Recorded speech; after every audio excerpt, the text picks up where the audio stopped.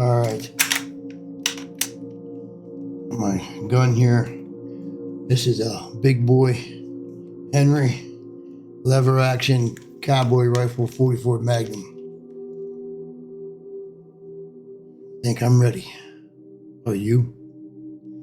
In this episode of The Edge, we're going to be going deep into the woods of southern New Jersey, to the pines of southern New Jersey, because we're going to talk about the Jersey Devil. I don't know how many of you have ever heard or know the urban legend of the Jersey Devil. But it's been around for a very, very long time, dating back to the late 1700s. So get yourself ready and let's take a stroll through the woods and learn about the Jersey Devil, the Jersey Devil, and how it and where it came from. Mother Leeds had 12 children, and after finding she was pregnant for the 13th time, she cursed the child in frustration. And for those of you who are Christians, you know that, sometimes what you speak out of your mouth can really happen. So she cursed this 13th child in frustration, crying that the child would be the devil. And this was back in 1735. Remember I told you we go back to the early 1700s, mid 1700s. So Mother Leeds was in labor on a stormy night while her friends gathered around her. Born as a normal child, the 13th child changed in time to a creature with hooves, a goat's head, bat wings, and a forked tail, growling and screaming. The child beat everyone with its tail before flying up the chimney and heading into the pines. In some versions of the tale, Mother Leeds was supposedly a witch, and she performed witchcraft and so forth, and the child's father was the devil himself. Some versions of the legend also states that there was a subsequent attempt by local clergymen to exorcise the creature from the Pine Barrens.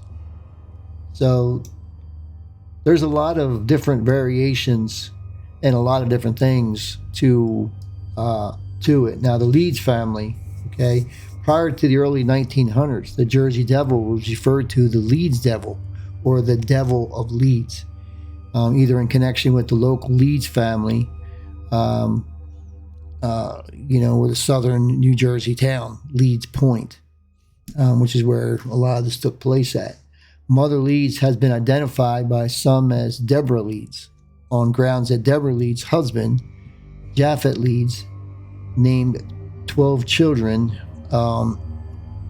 in the will he wrote during 1736, which is compatible with the legend. Deborah and Japhet Leeds also lived in Leeds Point, section of what is now Atlantic County, New Jersey. So it used to be called Leeds Point, but it is now referred to as Leeds Point, which is now referred to as Atlantic County, New Jersey. It used to be Leeds Point, which is commonly the location of the Jersey Devil story, was where all this came from. So, as I said before, this story's been around for a very, very long time. And there's a lot of story that goes back to, and you can trace a lot of the Leeds family and everything back, to the 1700s in New Jersey. So, it's, as I said, these urban legends actually start and derive from some sort of truth. And that's the kind of intriguing thing that I always found as I researched these urban legends, is that they start from some truth. Maybe, she had the child and he was deformed and Maybe he was also mentally challenged or mentally disturbed, and stories went from there. But you never know what's out there. There's all kinds of creepy things and crazy things that go on and things that are out there, and you never know.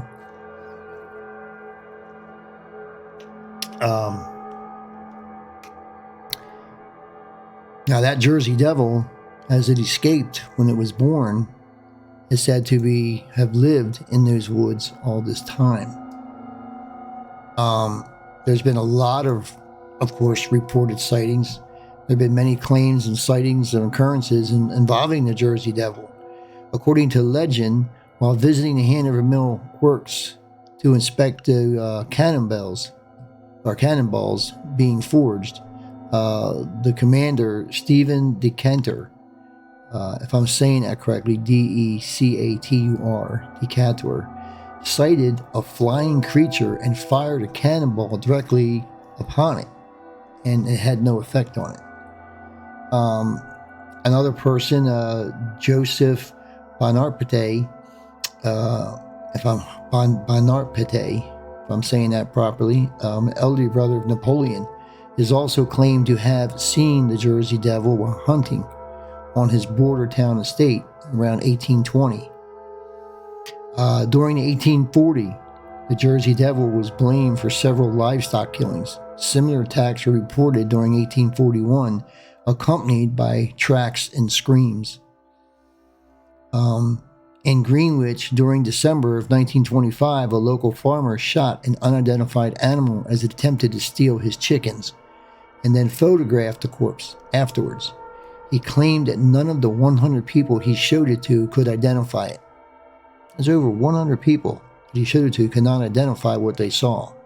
On July 27, 1937, an unknown animal with red eyes, seen by residents of Downingtown, Pennsylvania, was compared to the Jersey Devil by a reporter for the Pennsylvania Bulletin on July 26, 1937. In 1951, a group of Gibbstown, New Jersey boys claimed to have seen a monster matching the devil's description, and claims of a corpse matching the Jersey Devil's description arose in 1957. Now, during 1960, tracks and noises heard near Mays Landing, that's just over Jersey, were claimed to be from the Jersey Devil. During the same year, the merchants around Camden offered a $10,000 reward for the capture of the Jersey Devil, even offering to build a private zoo to house the creature if it was captured. There's been a lot of sightings with this, and a lot of these people did not know each other, never talked to each other, paths never crossed. There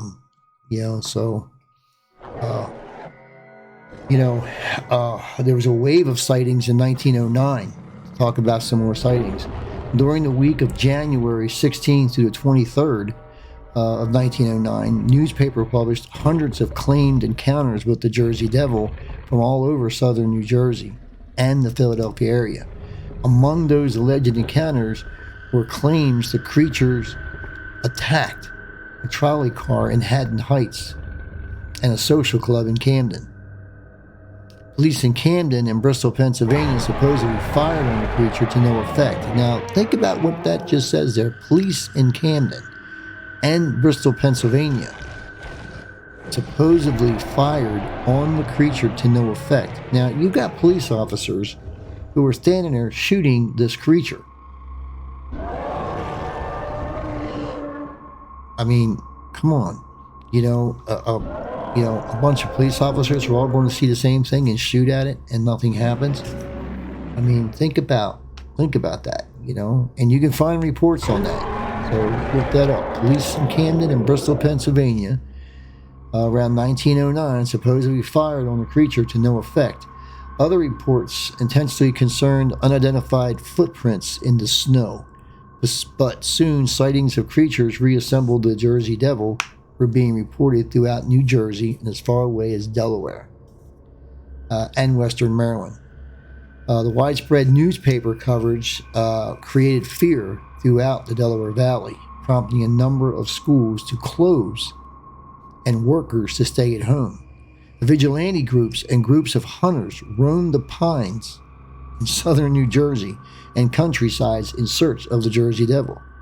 During this period, it is rumored, that the Philadelphia Zoo posted a $10,000 reward for the creature. The offer prompted a variety of hoaxes, of course, it always does, including a kangaroo equipped with artificial claws and bat wings to try to fool them to say they caught it so they could collect on the money. And excuse me for drinking out the bottle. I know I should do like the normal talk show hosts do and have a mug with something in it so you can't see the name brand. So I don't know if I'll get into any trouble using the name brand, when I'm drinking. I guess I'll have to start getting me a nice mug, nice scary mug, when I'm doing these, that I can drink out of. I drink a lot of water. So anyway, let's talk a little bit. So there's been a lot of sightings, a lot of things that supposedly are there. A lot of people have sighted it. Now, what they're really seeing and what's really going on, again, who knows? These are urban legends. And, never take urban legends too lightly. I am a conspiracy theorist. I believe in a lot of conspiracy theories.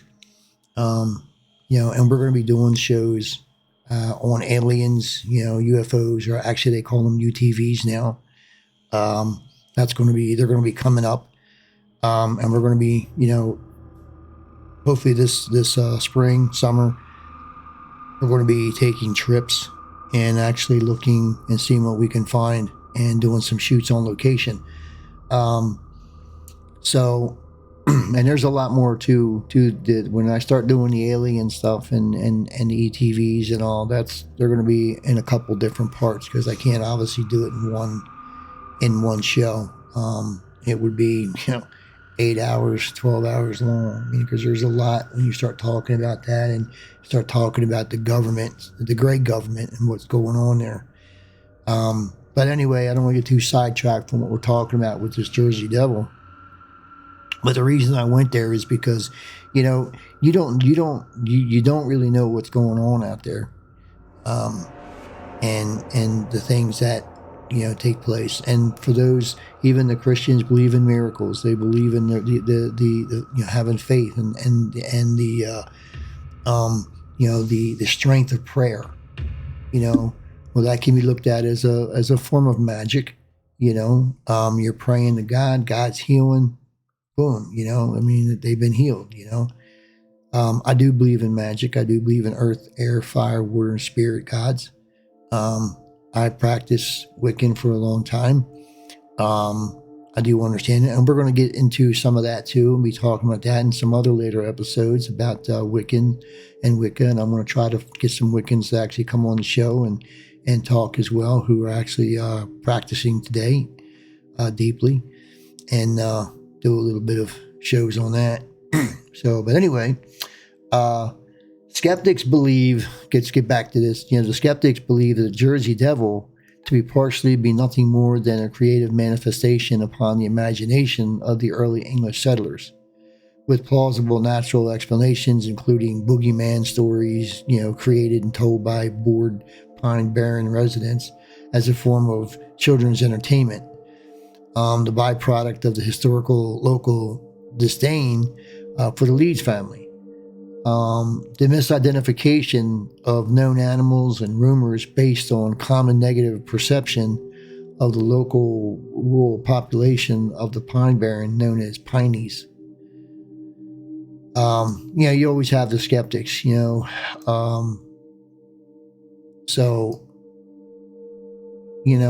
that's how they try to explain, the Jersey Devil. Oh, it's just, basically bedtime stories and to scare the kids into behaving and not sneaking out at night and roaming the woods and goofing off and things like that. But, when you look back at the people who reportedly seen things and the police officers who have, fired shots,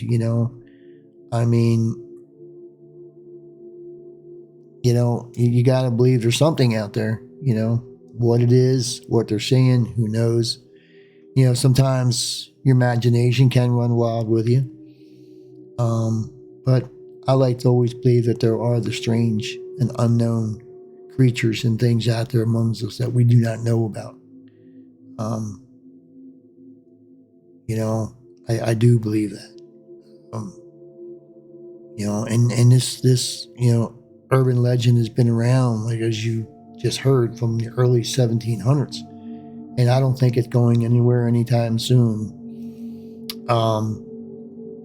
One thing that I've said, keep in mind, is and I say this to the Christians a lot, and I'm going to be doing a show also with some diehard Christians who believe in God, who really have strong faith, but yet they don't believe in aliens. They don't believe in the boogeyman. They don't believe in Bigfoot. They don't believe in, these things. And what I say to them is, you believe in God.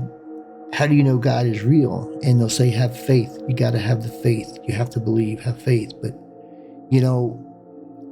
they were brought up and raised that God is real since they were little. And, I say, well, wait a minute. You believe in this being that you've never seen, never sat down and spoke to, never seen face to face, never seen pictures of it, never seen any videos of Jesus or of God himself. Just the same as they'll say to you, well, I've never seen, how do you know these pictures you see of, aliens and, UFOs are real and they're not, just, crap that people are making on the computer and things. And, it's like, well, you can believe in your God that you've never seen, but I can't believe in aliens. You can't broaden your mind so much to believe, that they can exist, but you can believe that God exists and Jesus exists when you've never seen or talked to him. Nobody's ever caught pictures or got pictures or videos of this almighty higher being. So but anyway, that's going to be for another show, that I'm going to be challenging some diehard Christians to, come on the show and talk, and try to convince me. It's not that I'm not a believer. I mean, I have my crucifix and so forth, and I do want to believe, but my faith gets challenged. I believe there's a little more to it. There's more conspiracy theories that go along with the Bible and where the Bible came from and all. We'll get into that when we talk about, more into the aliens and Area 51, S4, and Dulce Base, New Mexico. We'll get into that stuff at that time. But, the Jersey Devil thing has been an urban legend, since the mid 1700s, and it's still around today. Matter of fact, I ran into somebody, it was just last weekend. I was telling them about the show that I did. This is actually what made me think of doing the Jersey Devil, was that they said, oh, that's really cool. They said, you should do one for the Jersey Devil. And I looked at them. I haven't heard the Jersey Devil since I was a kid, but I knew about it. And I knew what it was, and I knew the legend. And I looked at them because they didn't look old enough. This woman didn't look old enough to really have heard about it. And I said, the Jersey Devil hoax? I mean, the legend, the urban legend? She said, oh, yeah. She said, I grew up in New Jersey. I said, oh, okay, that explains it. If you grew up in New Jersey, you've heard about the legend of the Jersey Devil, the urban legend. And you probably heard a lot of the sightings, heard about a lot of the sightings and things that go on. And, there were sightings going on when I was a kid in the 70s, with the Jersey Devil. So, it prompted me, and it put it in my head, and I thought I would do this show about the Jersey Devil. There's a lot of different twists and stories to it, but the main one that started it all was she Mother Leeds was having her 13th child, and she cursed that child out loud, cursed that child. And when she gave birth to it, within days, it had changed, and it escaped, and out into the woods it went, and that's where it had been ever since. And that's how the urban legend started. And there's been sightings, there's been a lot of weird things, but there is a lot of weird creatures out there, a lot of things that go bump in the night. So you got to be careful, got to be prepared.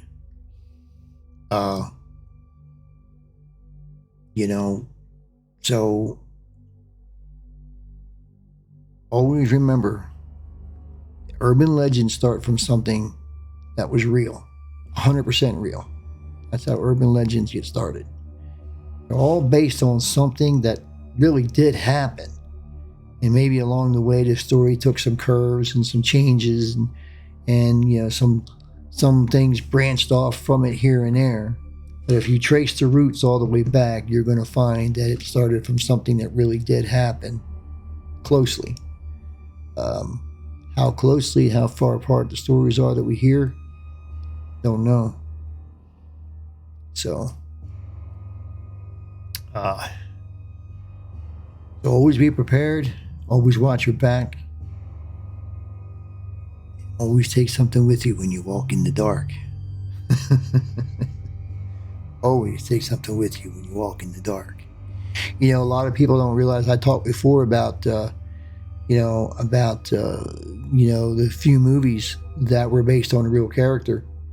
The Texas Chainsaw Massacre and Psycho, and Anthony Hopkins' movie Hannibal Lecter was based on, a real person. I'm going to lay another one on you real quick. Did you know the movie It with the clown was based on a real person, John Wayne Gacy? And I'll be doing a show on him too. John Wayne Gacy dressed up as a clown. I believe it was, remember off the top of my head, he killed 33 people. 33 kids. He used to dress up as a clown called Patches. It was actually two different clowns. There was the good clown, and there was the not so good clown.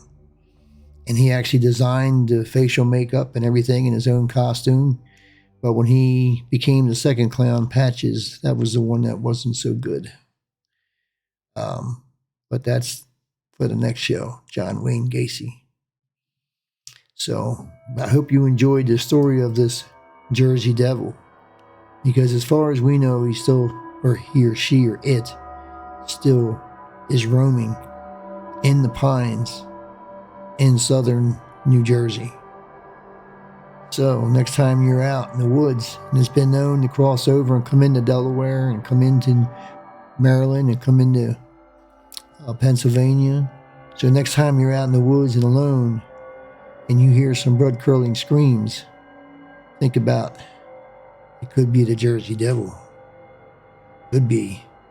It just could be. You never know. You never know what's out there. Always stay prepared. Watch your back. Keep your eyes and ears open, because you never know what could come creeping up behind you at any given time. This is the Tigger Man, Jim. Thank you for joining me in this episode of The Edge. Oh yeah, brother. Oh yeah. Till the next time.